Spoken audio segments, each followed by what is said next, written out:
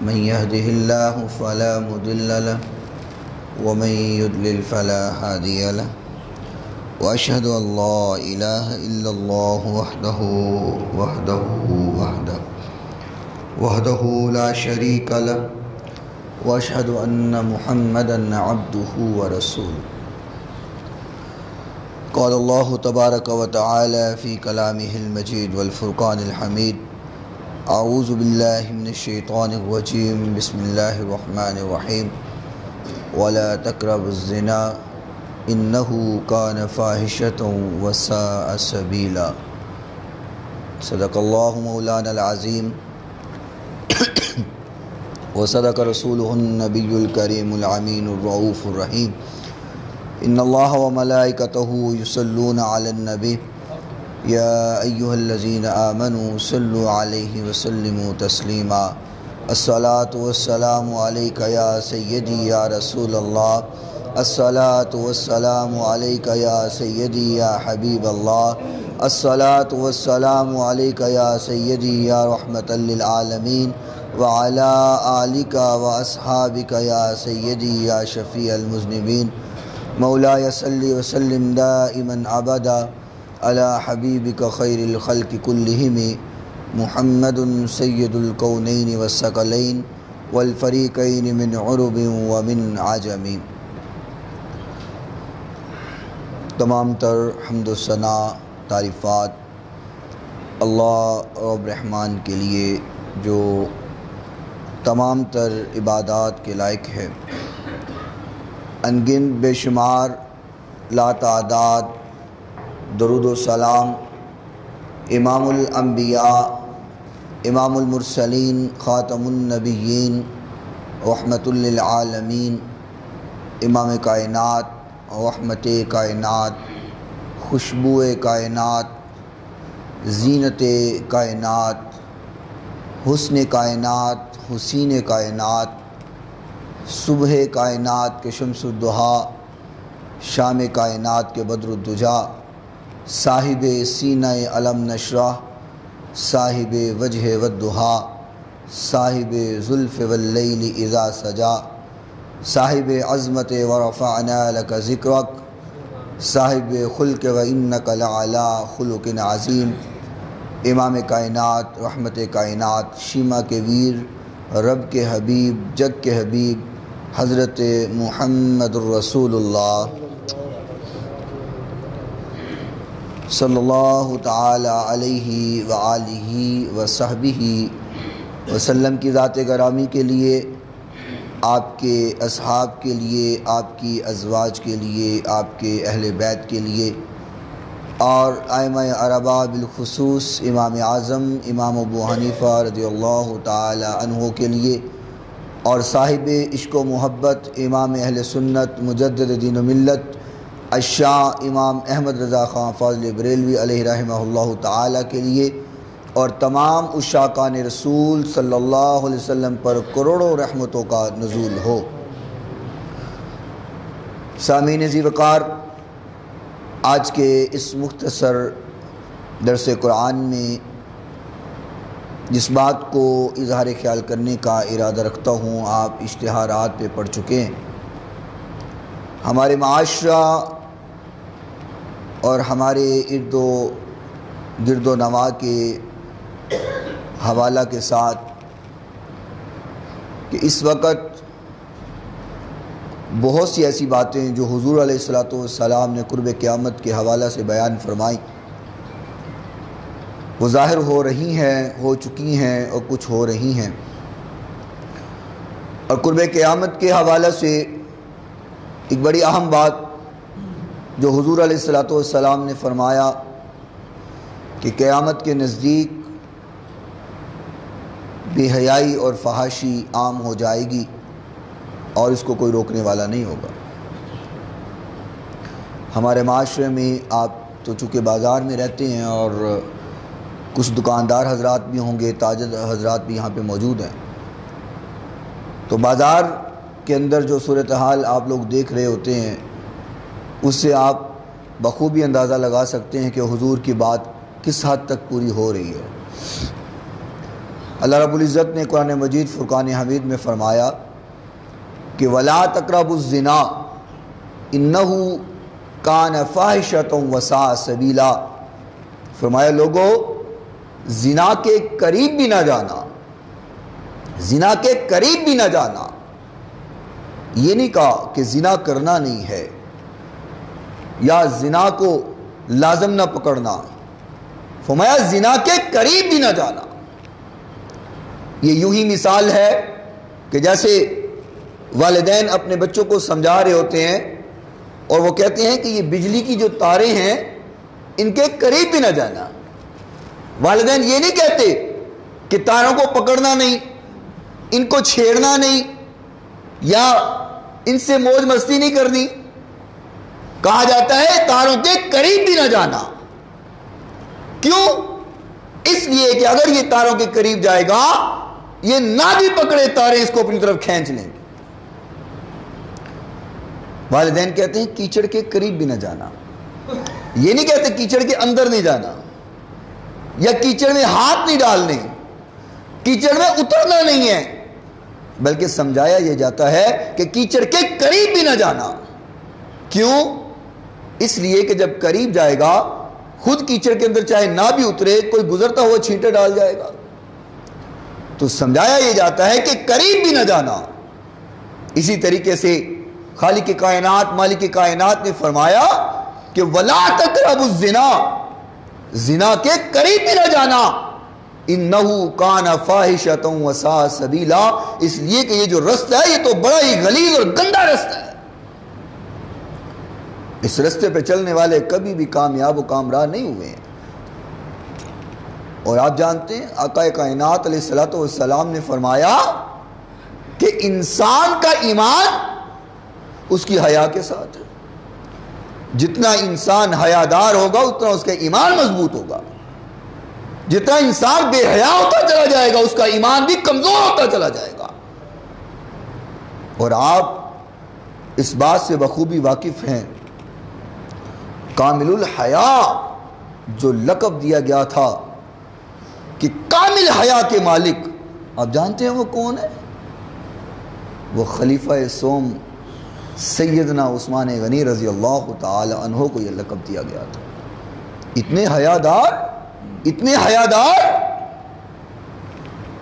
کہ لکھنے والوں نے لکھا ہے کہ جو دست مبارک آپ نے حضور علیہ الصلوۃ والسلام سے ایک بار ملا لیا تھا، آپ نے دوبارہ وہ ہاتھ کبھی اپنی شرمگاہ کو بھی نہیں لگایا تھا۔ اور حیا کا عالم یہ ہے کہ آپ بند کمرے اور غسل خانے کے اندر بھی نہاتے ہوئے کبھی سارے کپڑے اتار کر کے نہیں نہائے تھے اور کبھی کھڑے ہو کر کے غسل نہیں فرما سکتے تھے، اتنے حیا والے تھے اور اتنے حیادار تھے کہ جس سے آسمان کے فرشتے بھی حیا کرتے تھے۔ اور آپ ان کا ایمان بھی دیکھیں کہ ایمان کا درجہ کس لیول پر پہنچا ہوا تھا۔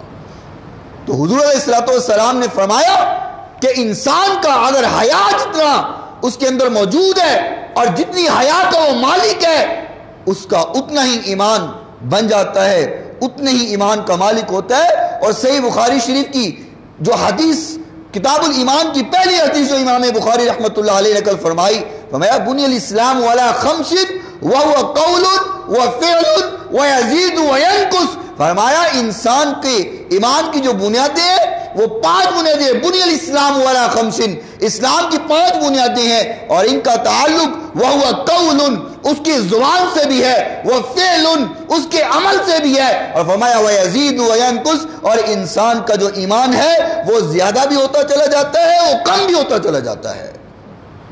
ایسا نہیں ہے کہ ایک ایمان کا لیول بن گئے اب یہ نہ تو زیادہ ہوگا نہ یہ کم ہوگا، بس ایک لیول پہ کھڑا ہو گیا ایمان، ایسا نہیں ہے۔ فرمایا انسان کا ایمان زیادہ بھی ہوتا ہے، انسان کا ایمان کم بھی ہوتا ہے، اور کب زیادہ اور کم ہوتا ہے جب انسان اپنے اندر حیا کو پیدا کرتا ہے، اور حیا اپنی نظر کے اندر پیدا کرتا ہے، اپنے اعمال میں حیا پیدا کرتا ہے، اپنے ذہن میں حیا پیدا کرتا ہے، اپنے دل کو حیادار بناتا ہے، تو اس کا ایمان کا لیول اوپر بڑھنا شروع ہو جاتا ہے، ایمان زیادہ ہونا چلا جاتا ہے۔ لیکن جب انسان حیا کو چھوڑ کر کے بے حیائی کے کاموں کو پسند کرنے لگتا ہے، بے حیائی کے کاموں میں مشغول ہو جاتا ہے، تو اس کا ایمان کا لیول کم ہونا شروع ہو جاتا ہے۔ حضور نے فرمایا ایمان زیادہ بھی ہوتا ہے، ایمان کم بھی ہوتا ہے۔ یہ جو مجالس لگائی جاتی ہیں، یہ جو محافل لگائی جاتی ہیں، یہ اس لیے لگائی جاتی ہیں کہ اگر کہیں کسی انسان کا ایمان لیول سے نیچے آ گئے تو وہ قرآن و حدیث کو سن کر کے اپنے ایمان کو بڑھا لے، وگرنہ آپ لوگوں کو ان باتوں کا پتہ نہیں ہے۔ آپ لوگوں کو علم ہے بخوبی، ہو میں سمجھتا ہوں مجھ سے زیادہ علم ہوگا آپ کو، چونکہ میں تو ایک مطالعہ کرتا ہوں، آپ تو علماء کو سنتے رہتے ہیں بہت زیادہ، تو آپ کو مجھ سے زیادہ علم ہوگا۔ لیکن یہ پھر مجالس کا، محافل کا اور دروس القرآن کا اہتمام اس لیے کیا جاتا ہے کہ اگر ایمان کا لیول کہیں کم ہو رہے تو قرآن و حدیث کو سن کر کے اپنے ایمان کے لیول کو بڑھا لو۔ اور میں اکثر ایک بات کیا کرتا ہوں، سمجھانے کے لیے ایک بات کرتا ہوں کہ تقریباً سب لوگوں کے پاس گاڑیاں ہیں، بائک ہیں، تو ہم اپنی گاڑی کی ٹیوننگ کرواتے ہیں، جو کرواتے ہیں نا جی، ایک مقررہ وقت کے بعد اس کی ٹیوننگ کرواتے ہیں، اس لیے کہ ذرا انجن میں اگر کچرا شچرا آ گیا ہے تو وہ صاف ہو جائے، نیا آئل اس میں ڈال دیا جائے، انجن چلتا رہے۔ تو یہ جو دروس القرآن ہے یہ بھی ہمارے ایمان کی ٹیوننگ ہو رہی ہوتی ہے۔ ہفتے کے بعد ایک جمعے کا دن رکھا ہوا ہے کہ آؤ ذرا تم جمعہ سنو، بیان سنو، اور ہماری اللہ خیر کرے خوش قسمتی ہے یا بدبختی ہے کہ ہم مسجد میں آتے ہی تب ہے جب دوسرا خطبہ ہو رہا ہوتا ہے اور نماز کھڑی ہونے کا ٹائم ہوا ہوتا ہے۔ ہم تو بیان سننے کے لیے آتے ہی نہیں ہیں، پھر کہتے ہیں علماء ہمیں سمجھاتے نہیں ہیں، علماء ہمیں تعلیم نہیں دیتے، ہماری تربیت نہیں کرتے، حالانکہ مسجد میں ہم آتے ہی تب ہیں کہ جب بیان ختم ہو چکا ہوا ہوتا ہے۔ ہم تو سننے کے لیے تیار ہی کچھ نہیں ہیں، درس کا اعلان ہو جائے ہم مسجد میں بیٹھنے کے لیے تیار نہیں ہیں، اکثریت اٹھ کے چلی جاتی ہے۔ تو بہرحال بات کر رہا تھا کہ انسان کا جو ایمان کا لیول ہے وہ زیادہ بھی ہوتا رہتا ہے، وہ کم بھی ہوتا رہتا ہے، اور حضور علیہ الصلوۃ والسلام نے فرمایا کہ انسان کا ایمان جو ہے اس کے حیا کے ساتھ ہے۔ اور قرآن مجید فرقان حمید میں اللہ رب العزت نے زنا کا دروازے بند کر دیا ہے، دروازے ہی بند کیا ہے۔ کیسے؟ وَمَا كُلِّ الْمُؤْمِنِينَ يَغُضُّوا مِنْ أَبْصَارِهِمْ وَيَحْفَظُوا فُرُوجَهُمْ، اور اسی طرح مومنین کو حکم ہے كُلِّ الْمُؤْمِنَاتِ يَغْضُضْنَ مِنْ أَبْصَارِهِنَّ وَيَحْفَظْنَ فُرُوجَهُنَّ، فرمایا مردوں اے مومنوں اپنی نظروں کو ہمیشہ جھکا کر کے رکھا کرو، نظریں نہ اٹھایا کرو، کیونکہ نظر جو ہے یہ زنا کی پہلی سیڑھی ہوتی ہے۔ انسان پہلے دیکھتا ہے اور اس میں پھر مائل ہوتا ہے اور پھر اس زنا کو گناہ کو کر لیتا ہے۔ فرمایا مائل ہونا اور کرنا تو دور کی بات ہے، کل المؤمنین یغضوا من ابصارہم، اے مومنو اے ایمان والو اپنی نظروں کو ہمیشہ جھکائے رکھو، وَيَحْفَظُوا فُرُوجَهُمْ، اور اپنی شرم گاہوں کی اپنی حفاظت خود کرو۔ یہ نہ ہو کہ پہلے تو اپنی شباب کے عالم میں اور اپنی جوانی کے عالم میں اور اپنی موج و مستی کے اندر گناہ کر بیٹھو، اور جب پکڑے جاؤ اور پٹائی ہو جائے اور ذرا چھترول ہو جائے، لتر پولا ہو جائے، تو پھر آکھو جی یہ تو ہن اللہ والو آئی نا جی، اللہ دا حکم جو ہویا ایک قسمت لکھیا ہویا سی، یہ نصیبات لکھیا ہویا سی۔ فرمایا پھر یہ نہ کہتے رہنا وَيَحْفَظُوا فُرُوجَهُمْ، اپنی شرم گاہوں کی اپنی عزت کی حفاظت خود کرو، بعد میں دوسروں پہ بلیم نہ ڈالتے رہنا، بعد میں دوسروں کو الزام تراشی نہ کرتے رہنا، وَيَحْفَظُوا فُرُوجَهُمْ، خود حفاظت کرو۔ وہ تو تھوڑا سا سخت ہے، میں سمجھتا ہوں تھوڑا سا ذرا ہو سکتا ہے دل کو گراں گزر رہا ہو آپ کے، لیکن ہمارے معاشرے میں تو اس کی بھی ضرورت ہے نا۔ کیا بدل دیں موضوع کو؟ ہیں جی چپ چپ بیٹھے ہیں، لگتا ہے کوئی ضرور بات ہے کوئی ہیں؟ وہی عرض کر رہا ہوں کہ ہم صرف عادی بن چکے ہوئے ہیں میٹھی میٹھی تقریر سننے کے، میٹھا میٹھا بیان جو بڑا دل کو بھائے اور بڑا مزہ دے، ہم عادی ہو چکے ہیں ایسے بیانات کے، جو ایسا جب سخت موضوع ہوتا ہے نا پھر سننا بڑا مشکل ہوتا ہے، لیکن سننا تو پڑے گا، چونکہ مفتی راشد صاحب نے موضوع مجھے دیا ہوا ہے، بیان تو میں نے کرنا ہے، تو سننا تو پڑے گا۔ تو فرمایا وَيَحْفَظُوا فُرُوجَهُمْ، اپنی شرمگاہوں کی اپنی عزتوں کی حفاظت کرو، اور اسی طریقے سے مومنہ عورتوں کو بھی حکم دیا کل للمؤمنات یغضضن من ابصارہن ویحفظن فروجہن، اے مومنہ عورتوں تم بھی نظروں کو جھکا کے رکھو، اپنی نظروں کو نیچا کر کے رکھا کرو، اور تم بھی اپنی عزت کی حفاظت خود کرو۔ یہ نہیں ہے پہلے تو بند صبر کر کے اور اپنے آپ کو سجا کر کے اور ڈیکوریشن پیس بنا کر کے بازاروں میں نکلو اور اپنا ننگا منہ لے کر کے اور برہنہ لباس پہن کر کے بازاروں کی زینت بنو، اور جب دیکھو اگر کوئی زینت بن کر کے بازاروں کی اور برہنہ لباس میں آئے گی، شیطان تو حملہ کرے گا نا، شیطان تو بیٹھا ہی اسی لیے ہے، اور شیطان نے تو قسم کھائی ہوئی ہے کہ نبی کے امتیوں کو اور اللہ کے بندوں کو گمراہ کرنے اور گناہ کی طرف لے کر کے جانا ہے۔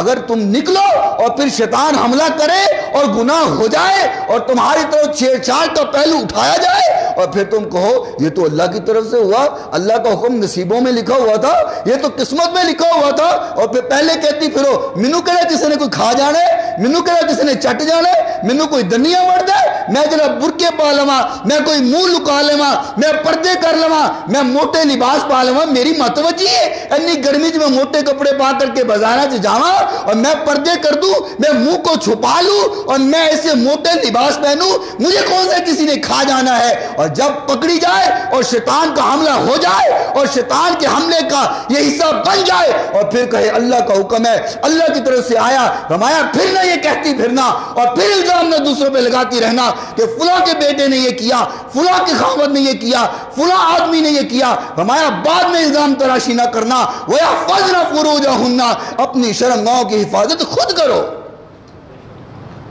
اور میں ایک ایگزامپل دیا کرتا ہوں کہ ایک انسان اس کی تجوری ہو، اس میں زیور پڑا ہوا ہو، اس میں پیسہ پڑا ہوا ہو، اس میں مال و دولت موجود ہو، اور انسان اس کو کھول کر کے باہر بازار میں رکھ دے، تو مجھے ایمان سے بتاؤ لوٹا جائے گا کہ نہیں لوٹا جائے گا؟ ہاں جی، آپ تو تاجر حضرات ہیں، دکاندار ہیں، آپ اپنے گلہ کھول کر کے اور تالا بھی نہ لگاؤ، پیسے بھی بھرے ہوئے ہوں اور کھول کر کے باہر رکھ کر کے خود آ کے سو جاؤ تو لوٹا تو جائے گا نا،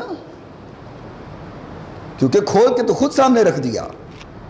اور اگر اس کو تالا لگاؤ، تالا لگا کر کے گھر کے اندر جاؤ اور پھر ایک کمرے اور پھر دوسرے کمرے کے پیچھے الماری کے اندر چھپا کر کے رکھو تو مجھے بتاؤ لوٹا جائے گا؟ کیونکہ کسی کو پتہ ہی نہیں ہے، پتہ ہوگا تو وہ لوٹے گا۔ تو ہم اپنی خواتین کو اگر یوں ہی سوار کے بنا کر کے اور سجا کر کے اور اپنی موٹر سائیکلوں کے پیچھے بٹھا کر کے پورے علاقے کی زینت بنائیں گے اور بازاروں کی زینت بنائیں گے اور پھر شیطان حملہ کرے اور پھر ہماری غیرت جاگ جائے، ہوتا یہی ہے نا، پھر غیرت جاگ جاتی ہے بھائیوں کی، پھر غیرت جاگ جاتی ہے باپ کی، پھر غیرت جاگ جاتی ہے خاوند کی، میری بیوی کی طرف اس نے دیکھا کیوں، میری بہن کی طرف اس نے دیکھا کیوں، میری بیٹی کی طرف دیکھا کیوں، اس کی آنکھیں نکال لوں گا۔ بعد میں یہ شور شرابہ کرنے کی کیا ضرورت ہے، بعد میں اس واویلے کا فائدہ نہیں ہے، بعد میں لوگ الزام لگانے کی کیا ضرورت ہے، جب خود اس کو سجا کر کے لے کے گیا تھا پہلے خیال نہ آیا؟ فرمایا وَيَحْفَظْنَ فُرُوجَهُنَّ، تم اپنی عزت نموز کی خود حفاظت کرو، بعد میں کسی کو الزام نہ دیتے پھرنا ہو۔ تو میرے محترم سامعین، اللہ تعالیٰ نے تو زنا کا دروازہ ہی بند کیا ہوا ہے، کرنا اور اس کے قریب جانا یہ تو بہت دور کی بات ہے۔ اور دیکھو نا، عمل ایک تھا، آج ہم عمل سے بہت دور ہو گئے ہوئے ہیں۔ حضور علیہ الصلوۃ والسلام کے دور میں ایک مرد جانے لگا قافلے پہ تجارتی اور دور دراز اس نے علاقے میں جانا تھا، جانے لگا، بیوی کو ملا آخری لمحات میں، بیوی نے کہا آپ جا تو رہے ہیں سفر پہ، جات رہے ہیں، لمبا سفر ہے، کئی ایام کا آپ کا سفر ہے، تو جاتے جاتے مجھے کوئی حکم دے جائے جو آپ کی غیر موجودگی میں عمل کرتی رہوں۔ اس نے کہا اچھا چلو حکم اور تو کوئی نہیں ہے، بس ایک حکم ہے کہ جب تک میں واپس نہ ہوں تم اس گھر کی دہلیز سے باہر نہ جانا۔ اللہ اکبر، اب حکم تو ہو گیا، وہ چلا گیا، خاوند چلا گیا، پیچھے سے آزمائش آ گئی۔ اللہ آزماتا بھی تو پھر اپنوں کو ہے نا، آزمائشیں بھی تو آتی ہیں نا، غیروں سے کیا لینا دینا، اپنوں کو ہی آزمایا جاتا ہے۔ آزمائش آ گئی، ایک پیغام لے کے آنے والا پیغام لے کے آیا کہ بی بی آپ کا والد بہت بیمار ہے، بیماری کے عالم میں ہے، جاؤ اپنے والد کی خبر گیری کراؤ۔ اس نے کہا میں تو نہیں جا سکتی، میرا خاوند تو مجھے منع کر گیا ہے۔ ہمارے معاشرے کا تھوڑی معاملہ ہے. ہمارے سوچا جاتا ہے کر والا کر نہیں تو سانو کسی دا ڈر نہیں ہے جی. مالک گھر میں نہیں ہے تو پھر جو مرضی موج مستی کرو. میں نے ایسی بھی خواتین دیکھی ہیں گھر سے نکلتی ہیں بڑا نقاب کر کے اور منہ چھپا کر کے جیسے بڑی پردہ دار ہے, جیسے اپنے محلے کی حدود پار کرتی ہے سب کچھ اتر جاتا ہے. اور پھر جب واپس آتی ہے پیچھے سے آنے کا عالم اور ہوتا ہے. جب اپنے محلے کے اندر داخل ہوتی ہے تو پھر دوبارہ پردہ سیٹ ہو جاتا ہے. کر والا کر نہیں سانو کسی دا ڈر نہیں. آزمائش آ گئی کہ آپ کا والد بیمار ہے اور اس کی خبر گیری کراؤ. اس نے کہا میں تو نہیں جا سکتی کیونکہ میرا خاوند مجھے منع کر گیا ہے. پھر کچھ دیر بعد پیغام پھر آیا کہ بی بی ملاؤ, ہو سکتا ہے کہ تیرے جاتے جاتے ہی وہ فوت ہو جائے, بڑی سیریس کنڈیشن کے اندر ہے, جاؤ ملاؤ. وہ کہنے لگے اچھا اور تو کوئی بات نظر نہیں آتی کیونکہ خاوند منع کر چکا ہے, آپ حضور علیہ السلام کے پاس چلے جاؤ اور حضور سے اجازت لے آؤ. اگر اجازت مل جاتی ہے تو میں اپنے باپ کی خبر گیری کراؤں گی اور سارا ماجرا بھی سنا دینا. آقا کائنات علیہ السلام کے پاس پیغام لے کے آنے والا آیا, کہا یا رسول اللہ ایک بی بی ہے اور اس کا خاوند اس کو گھر سے نکلنے سے منع کر گیا ہے اور اس کا باپ بیمار ہے, اگر آپ اجازت فرمائیں تو وہ اپنے باپ کو دیکھ آئے, اس کی خبر گیری کرائے. محبوب کائنات علیہ السلام نے فرمایا اس کو پیغام دو بی بی کو کہ جس بی بی کو اس کا خاوند گھر سے نکلنے سے منع کر جائے میں محمد بھی اس کو اجازت نہیں دے سکتا صلی اللہ تعالی علیہ وسلم. کتنی بڑی بات حضور نے فرمائی. فرمایا میں اجازت نہیں دے سکتا, اس کا خاوند اس کو منع کر گیا ہے. حضور علیہ السلام نے فرمایا اگر اللہ کے بعد کسی کو سجدہ جائز ہوتا تو میں بیوی کو حکم دیتا کہ وہ اپنے خاوند کو سجدہ کیا کرے. فرمایا میں اس کو اجازت نہیں دے سکتا. وہ پیغام لے کے آنے والا آیا, کہا حضور نے تو یہ حکم دیا ہے. فرمایا جب حضور کا حکم ہو گیا تو پھر میں کیسے جا سکتی ہوں. ہاں یوں کر دینا کہ جانا واپس, اگر میرا باپ زندہ ہو تو اسے کہہ دینا کہ بیٹی تیری مجبور ہے آ نہیں سکتی ہے, اور اگر فوت ہو گیا ہو تو اس کی میت اٹھا کر کے میرے رستے سے اور میرے محلے سے گزر جانا اور دروازے پہ رکھ دینا, میں اندر سے اپنے باپ کے چہرے کا دیدار کر لوں گے. عمل کرنے والے لوگ تو یوں بھی عمل کیا کرتے تھے. اور حضرت عمر فاروق رضی اللہ تعالی عنہ نے حضور علیہ السلام سے فرمایا یا رسول اللہ ہم رستے میں چلتے ہیں, عورتیں بھی چل رہی ہوتی ہیں اور ہماری نظر کا شکار ہو جاتی ہیں, ہم نظر جھکاتے ہیں, آپ عورتوں کو حکم فرمائیں کہ یہ رستوں کے درمیان میں نہ چلا کریں. ابھی ادھر بات ہو رہی تھی, خالق کائنات نے آسمان سے قرآن نازل فرمایا اور فرمایا میرے محبوب ان عورتوں سے کہہ دو کہ رستوں کی سائڈوں پہ چلا کریں, درمیان میں نہ چلا کریں. اور عمل کا عالم بتاؤ, جب یہ حکم نازل ہو گیا کہ رستے کے درمیان میں عورتیں نہ چلیں تو صحابیات فرماتی ہیں ہم اتنا رستوں کے سائڈوں پہ ہو کے چلا کرتے تھے کہ ہمارے جو کپڑے ہیں وہ دیواروں کے ساتھ رگڑا کرتے تھے, دوبارہ ہمت نہ ہوئی رستے کے درمیان میں چلنے کی. عمل کا عالم یہ ہے. آج ہم عاشق بھی ہیں, ہم حضور کے محب بھی ہیں, حضور سے پیار کرنے والے بھی ہیں اور حضور کی ناموس پہ کٹ مر جانے والے بھی ہیں, اور جو ہونا عشق مصطفیٰ تو زندگی فضول کے نعرے لگانے والے بھی ہیں. غلام ہیں حضور کے غلام کے نعرے بھی لگانے والے ہیں. اور جب عمل کی بات آتی ہے پھر کہتے ہیں لے ساری شریعت ساڈے واسطے اتری ہے, لوگوں نے عمل کوئی نہیں کرنا, سارا عمل ہاسا ہی کرنا ہے. اللہ اکبر. بات یہ کر رہا ہوں کہ زنا اور بے حیائی اور فحاشی ہمارے معاشرے کو ایسے کھا رہی ہے. دیکھو نا جیسے جیسے برائی اور بے حیائی عام ہوتی جا رہی ہے, ہماری نوجوان نسل اور ہم دین سے دور ہوتے چلے جانے. ہم دین سے دور نہیں ہو رہے, ہم اسلام کی تعلیمات سے دور نہیں ہو رہے. جہاں گھروں سے قرآن کی پڑھنے کی آوازیں آیا کرتی تھیں, آج گانوں کی آوازیں نہیں آتی ہیں ان گھروں سے.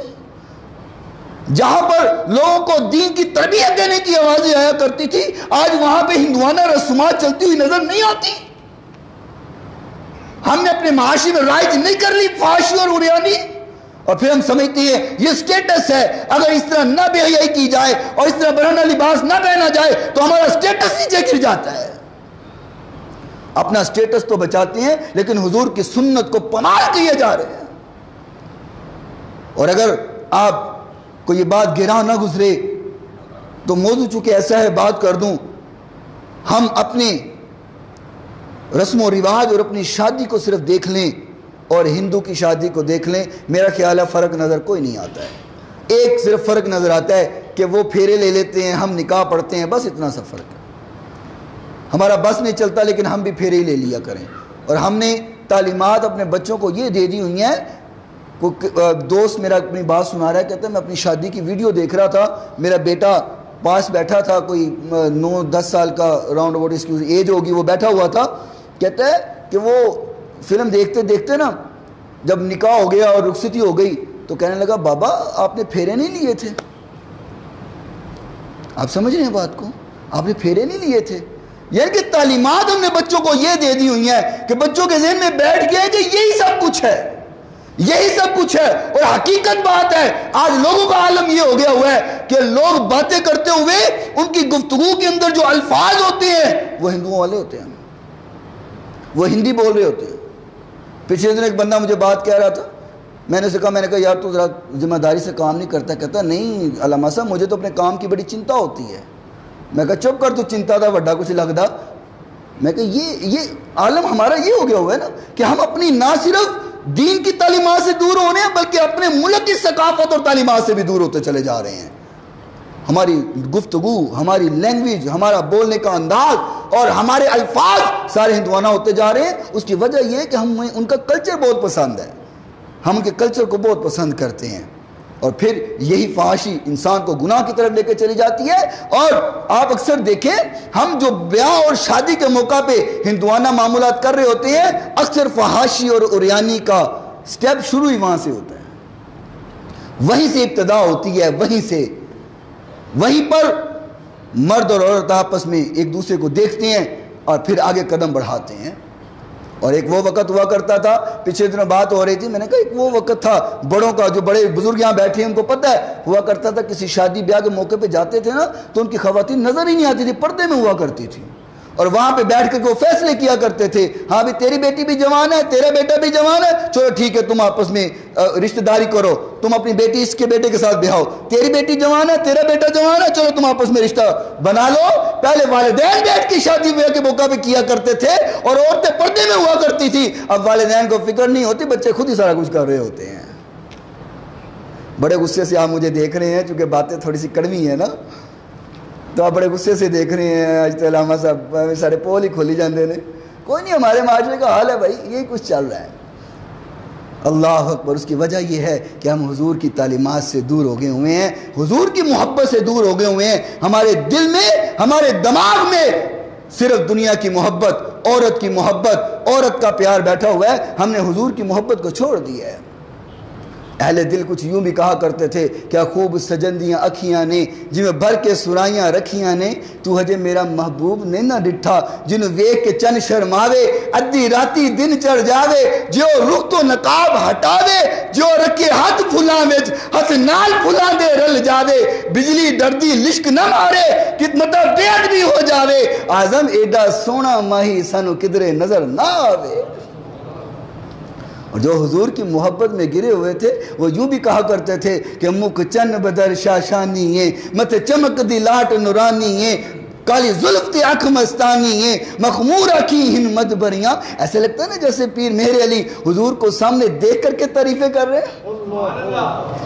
ایسی تعریفیں یوں تو نہیں نہ ہو جاتی، بنا دیکھے اور ہوا میں ایسی تعریفیں نہیں ہوتی۔ یہ تعریفیں تبھی ہوتی ہے جب محبوب سامنے بیٹھا ہو اور محب دیکھ دیکھ کر کے تعریفیں کر رہا ہو۔ کہا مکھ چن بدر شاشانی ہے، مت چمک دی لاٹ نورانی ہے، کالے زلف تے آنکھ مستانی ہے، مخمورہ کی ہن مدبریاں۔ اس صورت نو میں جان آکھاں، جان آکھاں کہ جانے جہان آکھاں، سچ آکھاں تے رب دی میں شان آکھاں، جس شان تو شانہ سب بنیاں۔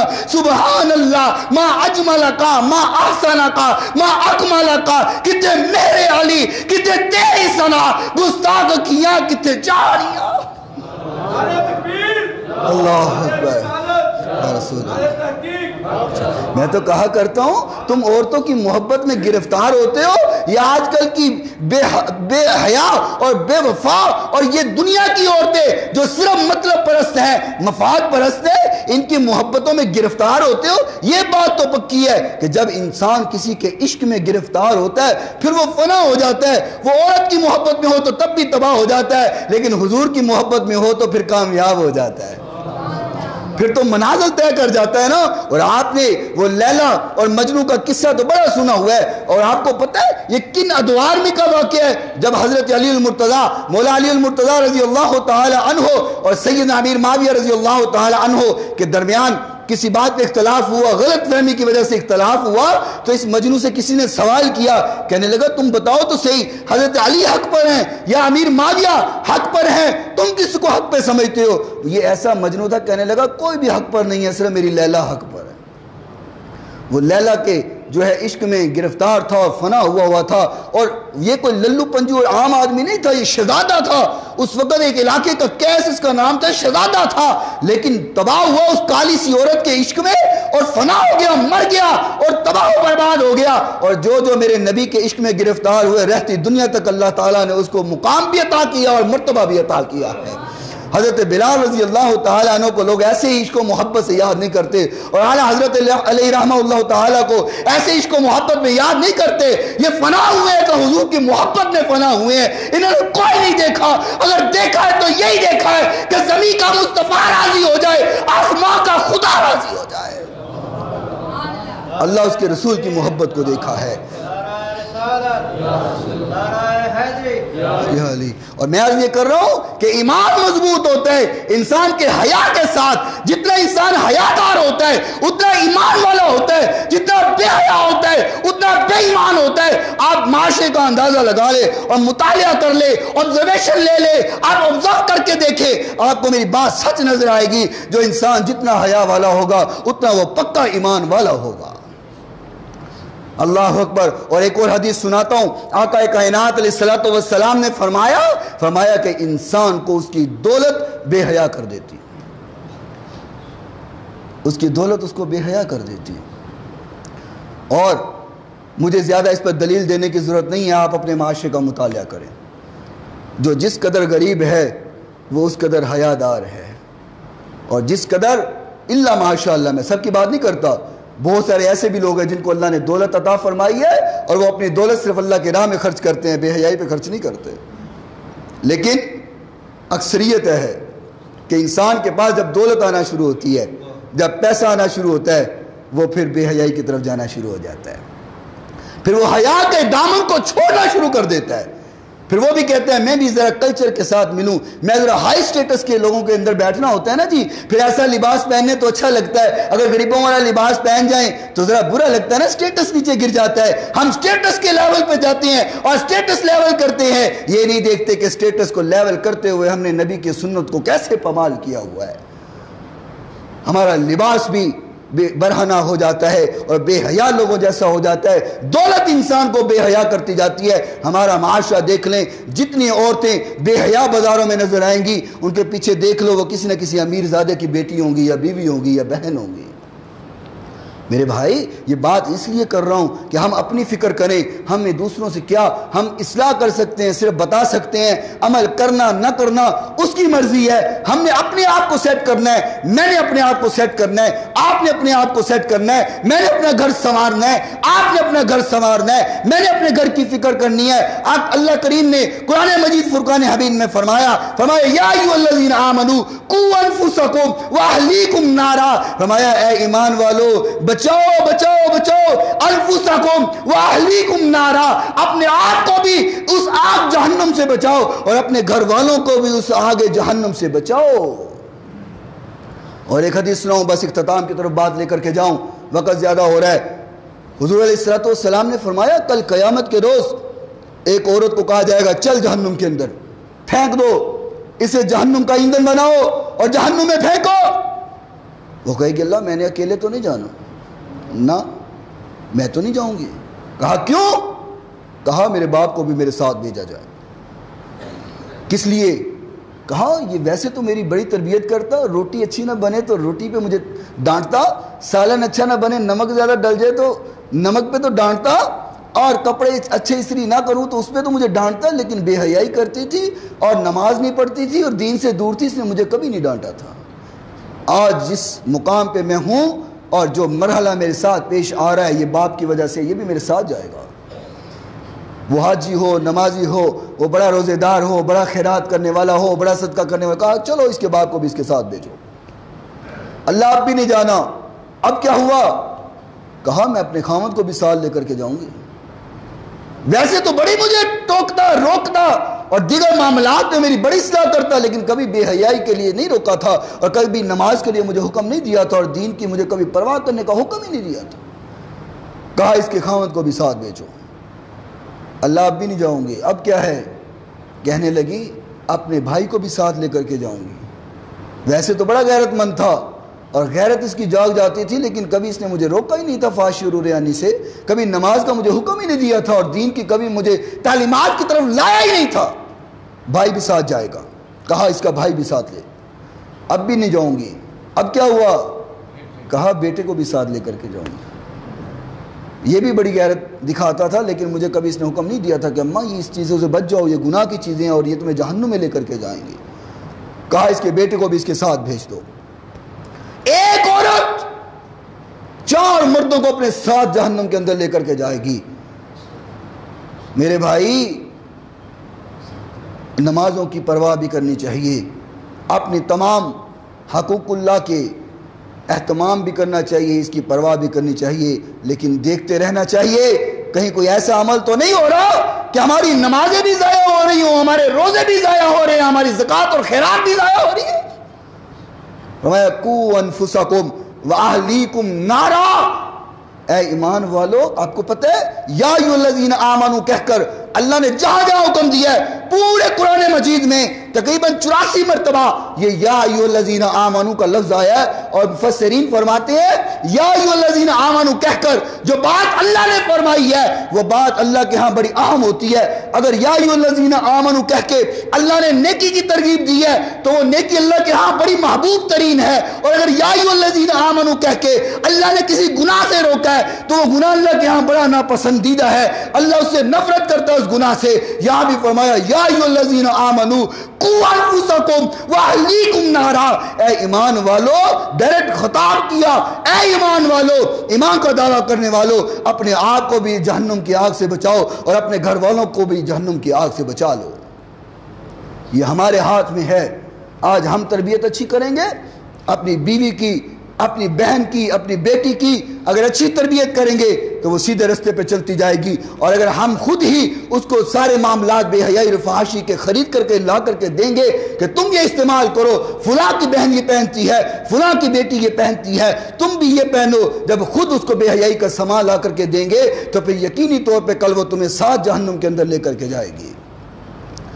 اللہ اکبر. اور حیا کا عالم پچھلے درس میں نے اللہ اکبر خاتون جنت سیدۃ الزہرا رضی اللہ تعالی عنہا کی بات سنا رہا تھا. اور یہ بات عرض کرنا ضروری سمجھتا ہوں. کیوں کہا گیا کہ فاطمہ سیدۃ النساء اہل الجنہ، جنت کی عورتوں کی سردار ہے؟ فرمایا اللہ اکبر کہ جب میرا جنازہ اٹھانا اور میری میت کو اٹھانا تو رات کے اندھیرے میں اٹھا کر کے لے جانا، کہیں کسی غیر مرد اور غیر محرم کی نظر بھی میرے جنازے پہ نہ پڑ جائے. پاکیزگی اس چیز کا نام ہے، طہارت اس چیز کا نام ہے. اللہ نے ایسے تو نہیں نہ کہا تھا کہ انما یرید اللہ لیذھب عنکم الرجس اہل البیت، میں نے اپنے نبی کے اہل بیت کو تو تمام غلاظتوں سے پاک کر دیا ہوا ہے.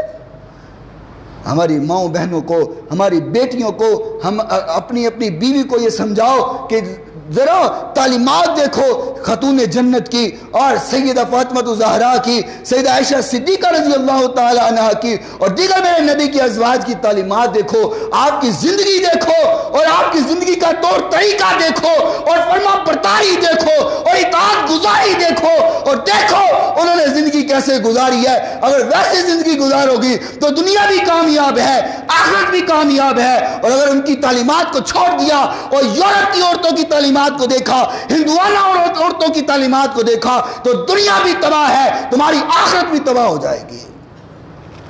اللہ اکبر. میرے بھائی موضوع بہت سخت ہے اور یہ ضرورت بھی ہے ہمارے معاشرے کی ہمارے معاشرے کو تباہ کر دیا عورتوں کی بے حیائی نے، ہمارے معاشرے کو تباہ کر دیا بے پردگی نے، ہمارے معاشرے کو تباہ کر دیا عورتوں کے برہنہ لباس پہننے میں۔ اس میں ان کا قصور نہیں ہے، ان میں قصور ہمارا ہے۔ ہم نے ان کو جو اجازت دی ہے وہ کر رہی ہیں۔ عورت تو ایک جانور کی مانند ہے، جانور کو چھوڑ دیا جائے، وہ پیلیوں میں چھوڑ دو، کھیتوں میں چھوڑ دو، جہاں چھوڑ دو گے وہاں وہ چرنا شروع ہو جاتا ہے۔ عورت کی بھی مثال ایسے ہی ہے، اس کو جیسے چھوڑ دو گے وہ ایسا کرنا شروع ہو جائے گی۔ اس کی گرفت مضبوط کر لو گے، وہ گرفت مضبوط کے اندر معمولات کو بہتر کرتی جائے گی، اور اگر اس کی ڈھیلی، اس کی جو لگام ہے وہ ڈھیلی چھوڑ دو گے اور اس کو اس کے حال پہ چھوڑ دو گے تو پھر تمہاری ناک ہی کٹوائے گی، ٹینشن نہ لو، ناک کٹوا دے گی، ذلیل کروا دے گی معاشرے کے اندر۔ عورت کی گرفت کو مضبوط کرو، بیٹی ہے، بہن ہے، بیوی ہے، ان کو صحابیات کی تعلیمات بتاؤ، انہیں صحابہ کی زندگی گزارنے کا طریقہ بتاؤ۔ مصیبت یہ ہے ہم نے اپنے بچوں کو اور اپنے گھر کے اندر صحابہ اور صحابیات کی تعلیم تو نہ دی، لیکن اداکاراؤں کی اور اداکاروں کی اور کرکٹرز کی اور شوبز کی اور یہ ماڈلنگ کی اور یہ ساری باتیں تو ضرور سکھائی ہیں، اور یہی وجہ ہے ہمارے بچوں کو صحابہ کی زندگی کے بارے میں پتہ ہی نہیں ہے، ان کو اداکاروں کی ساری زندگی کے بارے میں پتہ ہے اور وہی باتیں کرتے ہیں۔ تو میرے بھائی، ضرورت اس بات کی ہے کہ ہم اپنے گھر میں تعلیمات دیں جو حضور علیہ السلام نے تعلیمات دی ہیں، ہم وہ باتیں اپنے بچوں کو سکھائیں جو صحابہ کی زندگی ہے، ہم وہ باتیں اپنی ماؤں، بہنوں، بیٹیوں کو سکھائیں جو ازواج مطہرات کی ہیں، جو نبی کے اہل بیت کی ہیں، جو سیدہ خاتون جنت رضی اللہ تعالی عنہا کی ہیں، اور صحابیات کی زندگی بتاؤ۔ صحابیات کی زندگی کیا تھی کہ ادھر خامد اگر حکم دے گیا ہے تو ساری زندگی تو گزر سکتی ہے، خامد کی نافرمانی نہیں ہو سکتی۔ اللہ اکبر۔ ایک بات آخری کر دوں، یہ بھی بڑی اہم بات ہے اور اس موضوع سے ریلیٹڈ ہے۔ مجھے پتہ ہے تھک آپ گئے ہیں، سونا بھی ہے آپ نے بھی اور میں نے بھی آرام کرنا ہے، چونکہ رات کو جاگے ہوتے ہیں، رمضان کی راتیں سویا نہیں جاتا، تو بہرحال میں نے بھی تھوڑا سا آرام کرنا ہے، آپ نے بھی کرنا ہے، تو میں آخری بات کرتا ہوں اور بڑی اہم بات ہے۔ ایک عورت گھر میں بیٹھی ہوئی ہے، روٹی بنا رہی ہے یا آٹا گوندھ رہی ہے، اور اس دور کے اندر آپ جانتے ہیں کہ یہ گھروں میں پانی کا اہتمام نہیں ہوتا تھا، یہ ٹینکیاں، یہ ڈرم، یہ پائپ لائن، یہ پانی کا اہتمام نہیں ہوتا تھا۔ پینے کے لیے لوگ دور دور سے وہ مشکیزیں بھرا کرتے تھے اور آ کر کے گھروں کے اندر گڑھے بھر دیا کرتے تھے، اور جو گھر میں برتن ہوتا تھا وہ بھر کر کے چلے جایا کرتے تھے۔ ایک عورت آٹا گوندھ رہی تھی، باہر سے ماشکی آیا، اس نے مشکیزے سے پانی گھڑے میں بھرا اور اس کے بعد عورت کے کندھے پہ ہاتھ رکھا اور دوڑ گیا۔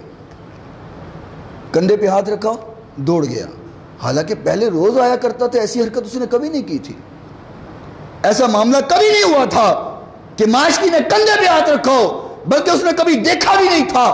آج عجب ہو گیا کہ ماشکی اس عورت کے کندھے پہ ہاتھ رکھ گیا۔ عورت بھی تو سمجھدار تھی اور شریعت کو جاننے والی تھی، عورت نے اس ماشکی کو کچھ نہیں کہا۔ جب رات کو خاوند گھر آیا تو کہنے لگی کہ تو نے فلاں لمحے میں فلاں وقت میں باہر کسی عورت پہ نظر گندی کی تھی۔ سمجھے ہیں بات کو؟ کہا اس آج کے دن میں، اس لمحے میں تم نے باہر کسی پہ نظر گندی کی تھی، کسی عورت کو دیکھا تھا؟ اب وہ بڑے غصے میں آیا، کہنے لگا کیسی بات کر رہی ہو، الزام لگا رہی ہو؟ اس نے کہا الزام نہیں لگا رہی، مجھے سچ بتاؤ، آج کے دن میں اس لمحے اور اس وقت کے اندر، اس گھڑی کے اندر تو نے باہر کسی عورت پہ نظر گندی کی تھی، سچ بتاؤ۔ اس نے کہا ہاں، ایک عورت گزر رہی تھی، میری نظر اس پہ پڑی اور میرے دل میں غلط خیال آیا اس عورت کے بارے میں۔ تمہیں کیسے پتا چلا؟ کہا تو نے باہر عورت پہ نظر گندی کی اور ماشکی کو گھر میں ہمت پڑ گئی کہ میرے کندھے پہ اس نے ہاتھ رکھ دیا، اور آج تک تو نے نظر گندی نہیں کی تھی اور کسی کو جرأت نہیں ہوئی تھی کہ تیری بیوی کی طرف نظر نہیں اٹھائے، آج تو نے نظر گندی کی اور ماشکی کو ہمت پیدا ہو گئی کہ تیری بیوی پہ کندھے پہ اس نے ہاتھ رکھ دیا۔ بڑے دکھ سے بات کہتا ہوں اور اکثر کہا کرتا ہوں، لوگوں ہماری غیرت تو جاگ جاتی ہے اگر ہماری بہن، بیٹی اور ہماری بیوی کے اوپر کوئی نظر اٹھائے یا وہ غلط قدم اٹھائیں، ہمیں بڑا غصہ آتا ہے اور ہماری غیرت جاگ جاتی ہے، لیکن کبھی ہم نے یہ غور نہیں کیا کہ ہم سارا دن باہر کیا کرتے رہتے ہیں۔ یہ مقافات عمل ہے، جیسا کرو گے ویسا بھرو گے۔ آج اگر میں اور آپ اگر ہم کسی کی عورت کے نظر گندی کریں گے، کسی کی بہن بیٹی بیوی پر اپنی نظر خراب کریں گے تو یہ کیلی بات ہے، ہماری بیٹی بہن بیوی کے اوپر بھی نظر خراب کی جائے گی۔ اور اگر ہم اپنی نظر کو پاک رکھیں گے تو اللہ کی قسم کسی میں جرت نہیں ہے کہ ہماری ماں بہن بیٹی کی طرف نظر اٹھا کر کے بھی دیکھے۔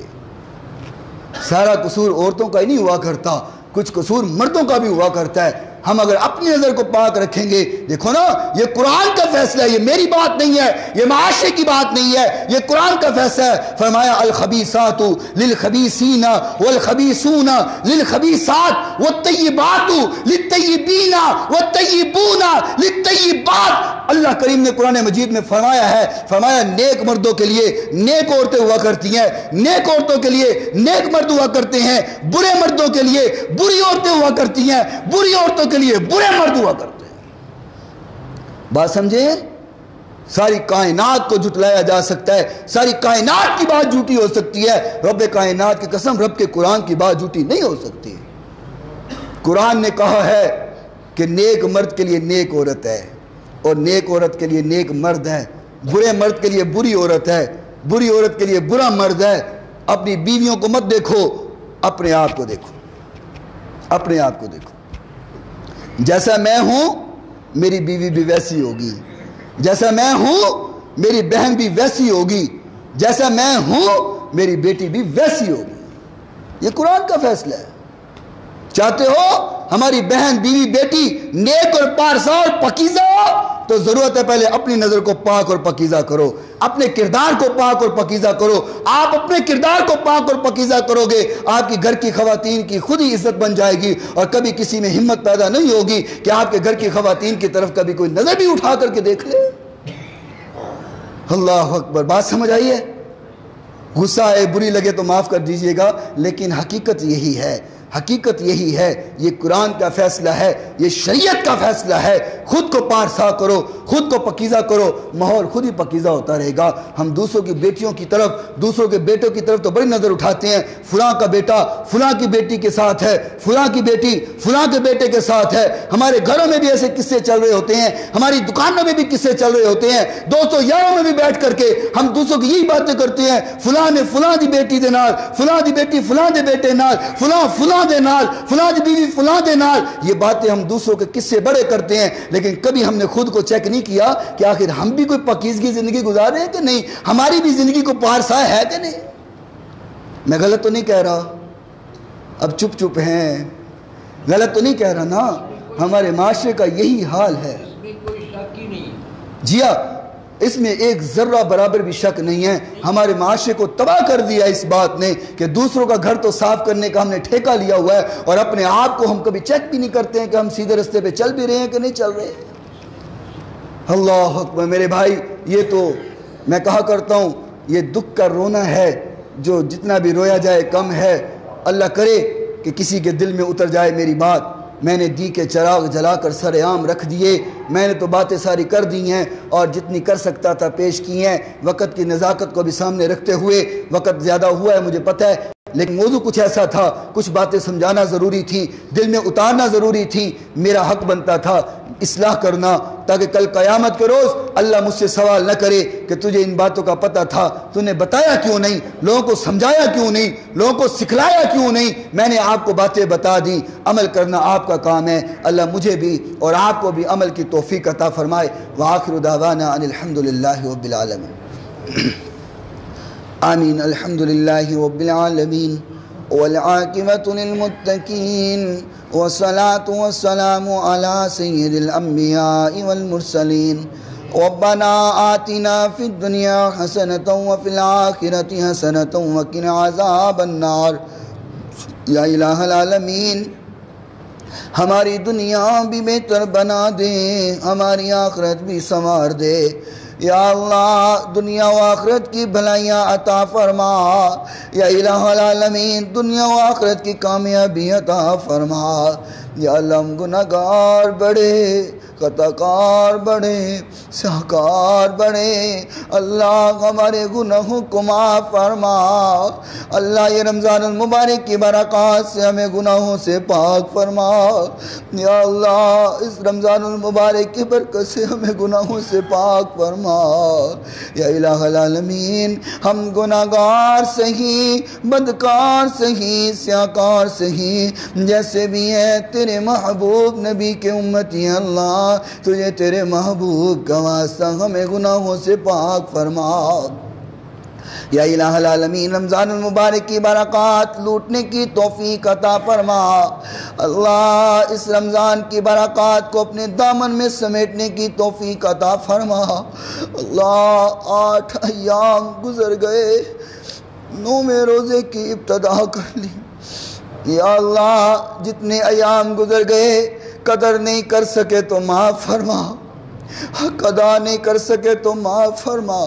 جو ایام باقی رہ گئے ہیں اللہ قدر کرنے کی توفیق عطا فرما۔ جو ایام باقی رہ گئے تجھے راضی کرنے کی توفیق عطا فرما۔ یا اللہ ہمیں نیک بنا، اپنے نبی کا امتی صحیح معنوں میں بنا۔ اللہ اپنے نبی کے قدم پر قدم چلنے کی توفیق عطا فرما۔ یا اللہ ہم تمام کے رزق میں مال و جان میں برکت عطا فرما۔ یا الہ العالمین اس مسجد کو رہتی دنیا تک آباد فرما، اس کو آباد کرنے والوں کو آباد فرما۔ یا اللہ اس کی انتظامیہ، رفقا، معاونین جو مسجد میں اہتمام، انتظام، انصرام کرتے ہیں، اللہ تمام کو صحت و عافیت عطا فرما۔ اس مسجد کی برکات سے ان کے گھروں میں کروڑوں رحمتوں اور برکتوں کا نزول فرما۔ اللہ ہم تیرے بندے، تیرے محبوب کے امتی، ہاتھ اٹھائے بیٹھے، دامن خالی آپ کے سامنے پھیلائے بیٹھے۔ یا اللہ تو ہی ہے سب کو عطا کرنے والا، تو اپنے محبوب کے صدقے ہمیں برکات عطا فرما۔ اپنے محبوب کی کالی کالی زلفوں کے صدقے سے ہمیں رحمتیں عطا فرما۔ یا اللہ جو سنایا ہے مجھے بھی اور تمام سامعین کو عمل کرنے کی توفیق عطا فرما۔ یا اللہ ہمیں بے حیائی سے محفوظ فرما، اور یعنی سے محفوظ فرما۔ ہماری خواتین کو سیدہ فاطمہ الزہرا کی چادر کا صدقہ اللہ پاکیزہ اور نیک بنا۔ اللہ ہماری خواتین کو سیدہ عائشہ رضی اللہ تعالی عنہا کی چادر کا صدقہ اللہ ہماری خواتین کو پاکیزہ اور نیک بنا۔ یا اللہ جو مانگ لیا نہیں مانگ سکیں، دلوں میں حسرتیں رہ گئی ہیں، اللہ دل کے حال تو جانتا ہے۔ جو خواہش، جو تمنا، جو آرزو ہمارے دلوں میں موجود ہے اللہ بنا زبان پہ لائے پوری فرما۔ اللہ ہم تمام کی نیک خواہشات بنا مانگے ہی عطا فرما۔ اللہ ہم تمام کی نیک خواہشات جو دلوں میں موجود ہیں بنا زبان پہ لائے ہی عطا فرما۔ ربنا تقبل منا إنك أنت السميع العليم وتب علينا إنك أنت التواب الرحيم وصلى الله تعالى على خير خلقه محمد وعلى آله وأصحابه أجمعين برحمته